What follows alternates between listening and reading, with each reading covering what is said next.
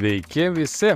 Kągi, paskutinis mūsų video. Kaip matot, jau kaip ir žadėjau, paskutinį video darysiu jau gyvenant žmonėm, tai jau matom buitinių daiktų, jau žmonės savaitę kaip gyvena. Kadangi gyvena pažįstami žmonės, tai leido atvykti pasidaryti video.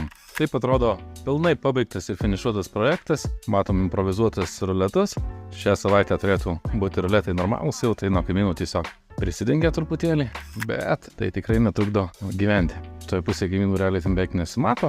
Deja, šis video jau paskutinis mūsų serijos, kaip gražiai indauja atrodo su visais. Tai va, tai televizorius, viskas, žmonės pilnai gyvena. Labai džiaugiuosi iš tikrųjų pasiektų rezultatą. Negaliu atsigražėti, kokį gražiai indauja.